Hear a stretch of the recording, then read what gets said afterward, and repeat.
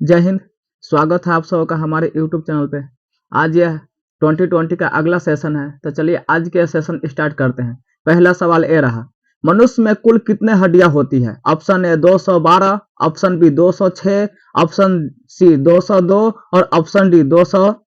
तो जो मनुष्य में होती है उसमें कुल हड्डियों की संख्या होती है 206, यानी कि option B is the right answer.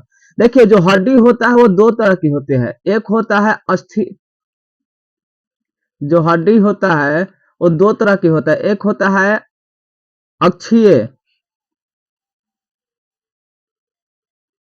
और दूसरा होता है उपांगी। जो अक्षीय होता है उसकी संख्या होती है 80 और जो उपांगी होता है उसकी संख्या होती है 126, यानी कि टोटल 206 हड्डी।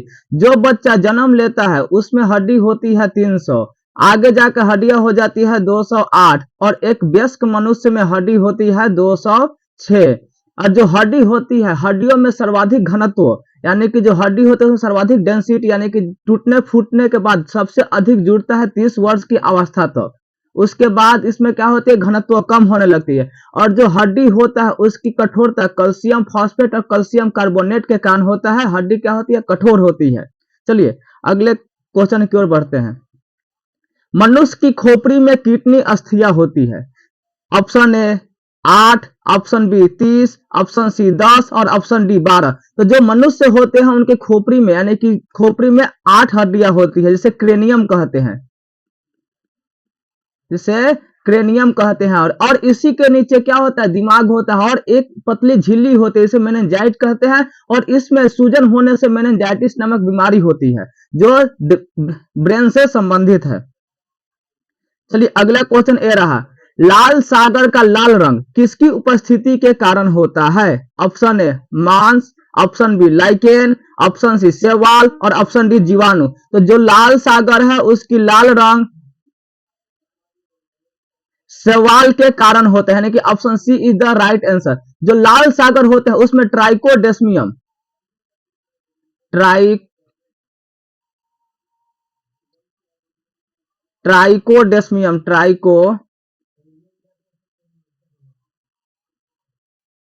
ट्राइकोडेस्मियम नामक शैवाल पाए जाते हैं किसमें, लाल सागर में, इसीलिए उसका रंग लाल होता है। लाल सागर और भूमध्य सागर को जोड़ने वाली एक नहर है जिसका नाम है स्वेज नहर। इसका निर्माण किए थे इंजीनियर फर्डिनेंड ड लाप्लास ने। जब स्वेज नहर बन गया तो भारत और इंग्लैंड के बीच की दूरी काफी हद तक कम हो गई और स्वेज नहर के उत्तर में, यानी कि भूमध्य सागर में, एक बंदरगाह है जिसका नाम है पोर्ट सईद और इसके दक्षिण में, यानी कि लाल सागर में, एक बंदरगाह है जिसका नाम है पोर्ट स्वेज। जो स्वेज नहर है वो एशिया और अफ्रीका को अलग करता है।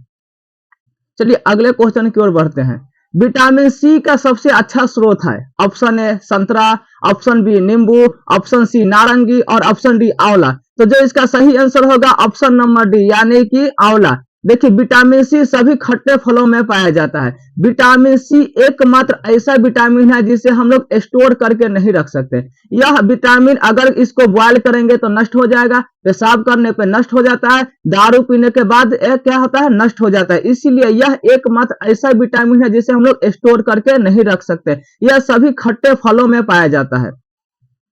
अगला क्वेश्चन, पौधे के किस भाग से कॉफी प्राप्त होती है? ऑप्शन ए जड़ से, ऑप्शन बी पत्तियों से, ऑप्शन सी बीजों से और ऑप्शन डी फलों से। तो जो कॉफी की प्राप्ति होती है वो बीजों से होती है, यानी कि option C is the right answer. देखिए, कॉफी की प्राप्ति बीज से होती है और भारत में सबसे अधिक कॉफी कर्नाटक में उगाया जाता है। कॉफी 3 प्रकार का होता है, एक होता है अरेबिका, रोबस्टा और लेबेरिका। तो जो सबसे उत्तम कोटि के कॉफी होती है वो होती है अरेबिका।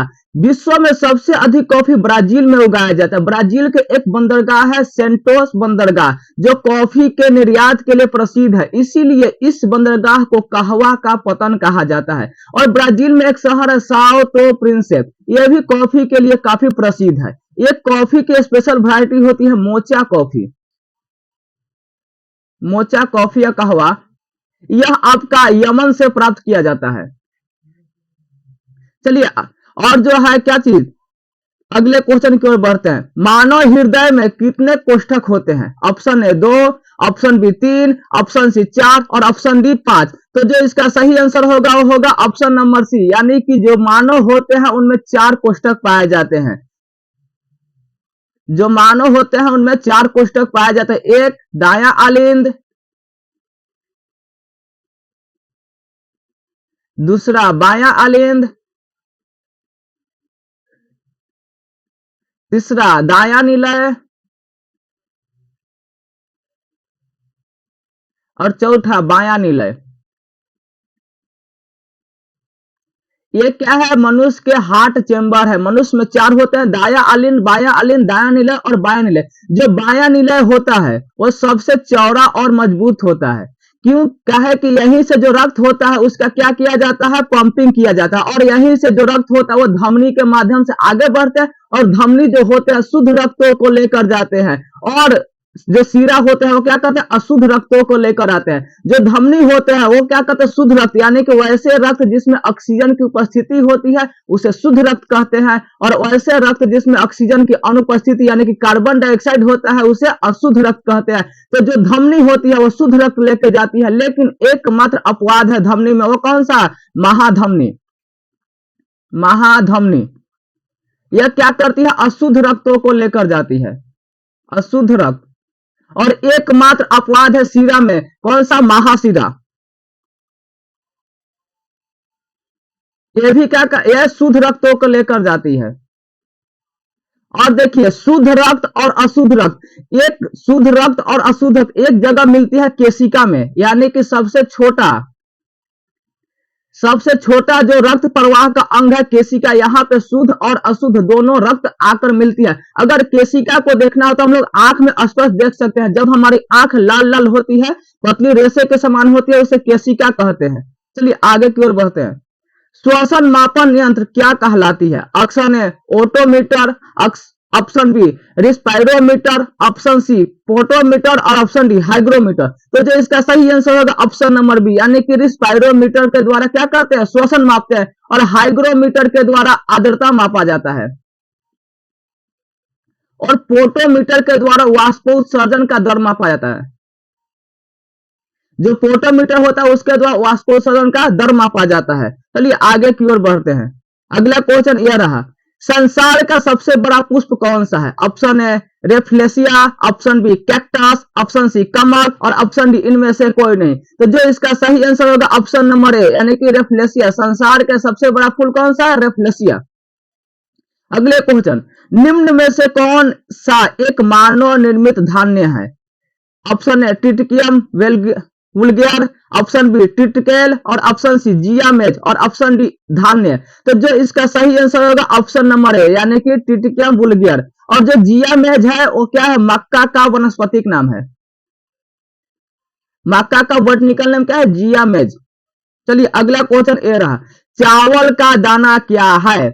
ऑप्शन ए एक बीज है, ऑप्शन बी एक बीजीय फल है, ऑप्शन सी फल है और ऑप्शन डी ये सभी। तो इसका जो सही आंसर होगा क्या होगा? ऑप्शन नंबर ए, यानी कि जो चावल है ये क्या है? एक बीज है।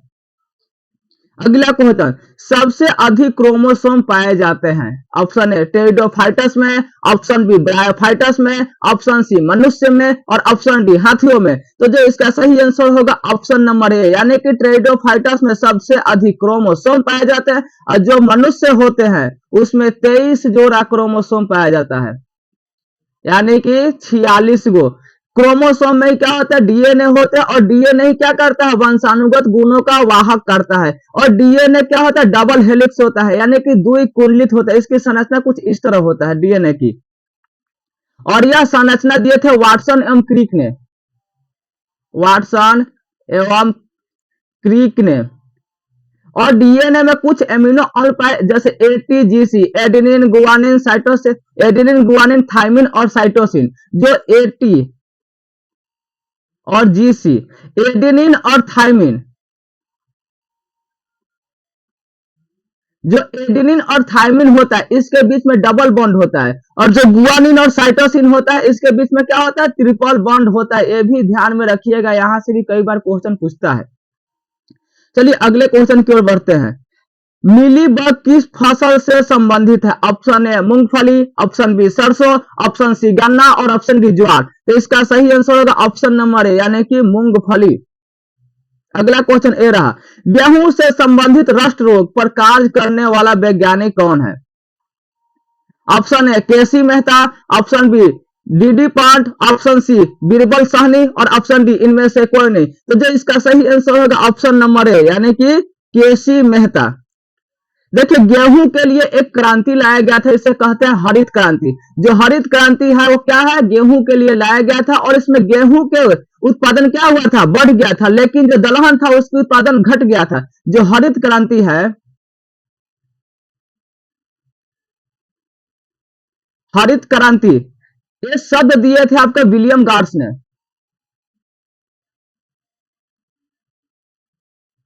लेकिन भारत में हरित क्रांति का जनक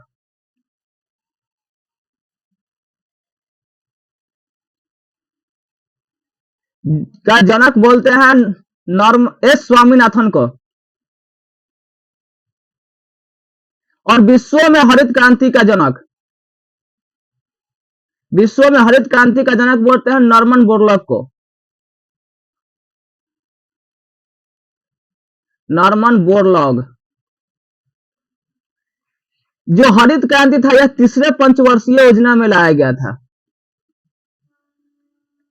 यह काफी इंपॉर्टेंट पॉइंट है। हरित क्रांति सब तीसरे पंचवर्षीय योजना में लाया गया था। चलिए अगले क्वेश्चन की ओर बढ़ते हैं। अगर अगर किससे प्राप्त होता? ऑप्शन ए शैवाल से, ऑप्शन बी जीवाणु से, ऑप्शन सी मॉस से और ऑप्शन डी कवक से। तो जो इसका सही आंसर होगा ऑप्शन नंबर ए यानी कि अगर अगर हम लोग किससे? शैवाल से प्राप्त करते हैं। चलिए अगला क्वेश्चन, निम्न में से किसे एक की खेती पौधे के प्रत्यारोपण करके की जाती है? Option A soybean, option C sorghum, option D सी प्याज और ऑप्शन डी मक्का। तो इसका जो सही आंसर होगा ऑप्शन नंबर सी यानी कि प्याज की खेती प्रत्यारोपण विधि द्वारा की जाती है। अगला क्वेश्चन, निम्नलिखित में से किसे जैव उर्वरक के रूप में प्रयोग किया जाता है? Option A urea, option B azolla, option C खोई और ऑप्शन डी क्लास्ट्रीडियम। तो जो इसका सही आंसर होगा ऑप्शन नंबर बी यानी कि azolla. Azolla is the right answer. अगला क्वेश्चन ए रहा, नाड़ी दर कहां से मापी जाती है? ऑप्शन ए धमनी से, ऑप्शन बी तंत्रिका से, ऑप्शन सी त्वचा से और ऑप्शन डी सीरा से। तो जो नाड़ी की दर यानी कि पल्स रेट होता है वो हम लोग धमनी से मापते हैं। देखिए जो रक्त वाहिनी होता है, रक्त वाहिनी यानी कि रक्त को ले जाने और ले आने के जो काम करती है नसें उसे रक्त वाहिनी कहते हैं। यह दो होते हैं, एक होता है आपका धमनी और दूसरा होता है सीरा। तो जो धमनी होता है इसमें शुद्ध रक्त बहता है, लेकिन एकमात्र ऐसा धमनी है जिसमें अशुद्ध रक्त बहता है, कौन सा? महाधमनी। और जो सीरा होता है उसमें अशुद्ध रक्त बहता है, लेकिन एकमात्र ऐसा सीरा है, कौन सा? महासीरा, जिसमें क्या बहता है? शुद्ध रक्त। और जो धमनी होती है वह शरीर के गहराई में पाई जाती है और जो सीरा होती है वो शरीर के ऊपर भाग में पाई जाती है। और जो धमनी होती है ना इसका रंग लाल होता है और जो सीरा होता है इसका रंग हल्का नीला होता है। और क्या करती है? धमनी की जो दीवारें होती है वो काफी मोटी होती है, काहे कि इसमें जो होता है रक्त का प्रवाह बहुत तेजी से होता है। और जो सीरा की दीवारें होती है वो धमनी की अपेक्षा पतली होती है, इसमें रक्त का प्रवाह धमनी के मुकाबले बहुत कम होते हैं। जो सीरा में होते हैं वो लगभग 80 के स्पीड में बढ़ते हैं और जो धमनी में होते हैं 120 के स्पीड में बढ़ते हैं और इसी को ब्लड प्रेशर कहा जाता है। चलिए अगले क्वेश्चन की ओर बढ़ते हैं। पौधे की लंबाई में वृद्धि के लिए आवश्यक नहीं है। Option A nitrogen, option B sodium, option C calcium और ऑप्शन डी फास्फोरस। तो जो इसका सही आंसर होगा ऑप्शन नंबर बी यानी कि सोडियम। देखिए जो सोडियम होता है ना वह आवेग के संचालन के लिए यानी कि सूचना के संचालन के लिए क्या करता है? सोडियम की आवश्यकता होती है, यानी कि जो सूचना होती है उसके संचालन के लिए एक्सॉन की जरूरत होती है। एक्सॉन कहां पाया जाता है? तंत्रिका तंत्र में पाया जाता है। तंत्रिका, जो तंत्रिका तंत्र के नसें होते हैं उसे साइनेप्स कहते हैं। तंत्रिका तंत्र के नस को साइनेप्स कहते हैं। और साइनेप्स के सिरे पर यानी कि साइनेप्स हो गया, इसके सिरे पर गोल संरचना पाई जाती है, इसी को एक्सॉन कहा जाता है। और एक एक्सॉन से दूसरे एक्सॉन के बीच सूचना के संचारण करने के लिए सोडियम की आवश्यकता होती है। किसकी आवश्यकता होती है? सोडियम की आवश्यकता होती है। और तंत्रिका तंत्र में किसी भी प्रकार के क्या विभाजन नहीं होता है, इसीलिए व्यक्ति की सर में चोट लगने के बाद तत्काल ही उसकी मृत्यु हो जाती है। और सबसे अधिक यानी कि सबसे तेजी से कोशिका विभाजन आपका यकृत में होता है और तंत्रिका तंत्र में किसी भी प्रकार का कोशिका विभाजन नहीं होता है। इसीलिए जब व्यक्ति की जन्म होती है उस समय तंत्रिका तंत्र का वजन बिल्कुल ही नहीं के बराबर होता है। अगला क्वेश्चन, एक सत्य फल परिवर्धित होता है। ऑप्शन ए पुष्पासन से, ऑप्शन बी दालों से, ऑप्शन सी अंडाशय से और ऑप्शन डी इनमें से कोई नहीं। तो जो इसका सही आंसर होगा ऑप्शन नंबर सी यानी कि अंडाशय से। अगला क्वेश्चन, निम्न में से कौन स्वपोषी होते हैं? ऑप्शन ए शैवाल, ऑप्शन बी विषाणु, ऑप्शन सी कवक और ऑप्शन डी प्रोटोजोआ। तो जो इसका सही आंसर होगा ऑप्शन नंबर ए यानी कि शैवाल। देखिए स्वपोषी वैसे पौधे या वैसे जीव जंतु जो अपना भोजन स्वयं बनाते हैं उसे स्वपोषी कहते हैं, और वैसे जीव जंतु या वैसे पौधे जो अपना भोजन स्वयं नहीं बनाते हैं उसे परपोषी कहते हैं। तो जो शैवाल है यह अपना भोजन स्वयं बनाते हैं, सूर्य के प्रकाश की उपस्थिति में अपना भोजन स्वयं बनाते हैं, इसे क्या कहते हैं? प्रकाश संश्लेषण कहते हैं। और पत्तियों का हरा रंग क्लोरोफिल के कारण होता है। चलिए अगले क्वेश्चन, इसका जो सही आंसर होगा ऑप्शन नंबर ए यानी कि शैवाल। अगला क्वेश्चन, वर्गीकरण के आधारीय इकाई है। ऑप्शन ए कुल, option B species, option C वर्ग और ऑप्शन डी इनमें सभी। तो जो इसका सही आंसर होगा ऑप्शन नंबर बी यानी कि स्पीशीज।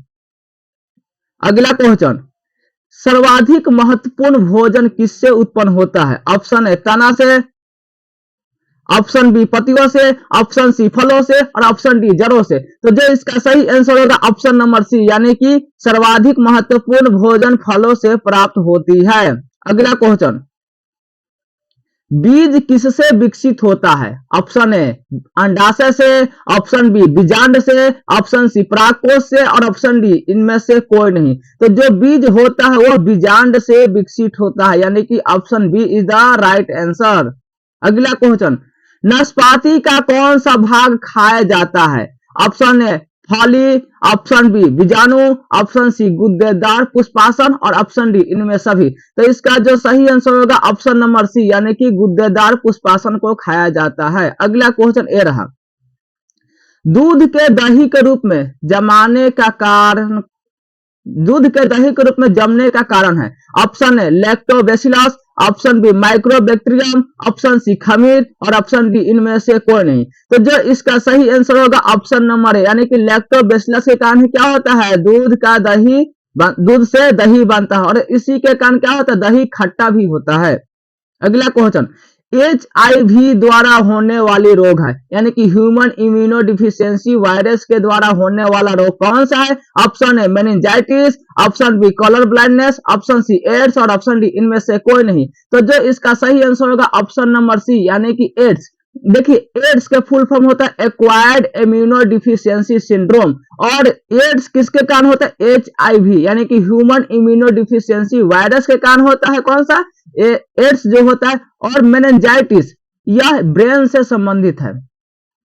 मेनिंजाइटिस और किससे होता है? ब्रेन से होता है। मेनिंजाइटिस में होता है क्या है कि जो मेनिंजिस झिल्ली होती है उसमें सूजन आ जाता है और इसके बाद क्या होती है? व्यक्ति की मृत्यु हो जाती है। एक थे राजा राम मोहन राय, राजा राम मोहन राय, इनकी भी मृत्यु मेनिंजाइटिस के कारण ही हुआ था। और क्या है दूसर का? Colour blindness. कलर ब्लाइंडनेस में होता है क्या है? इसे वर्णहीनता बोलते हैं, यानी कि जो व्यक्ति इससे पीड़ित होता है उसे लाल रंग हरा दिखाई देता है। और एक क्या होता है? यह एक वंशानुगत रोग है,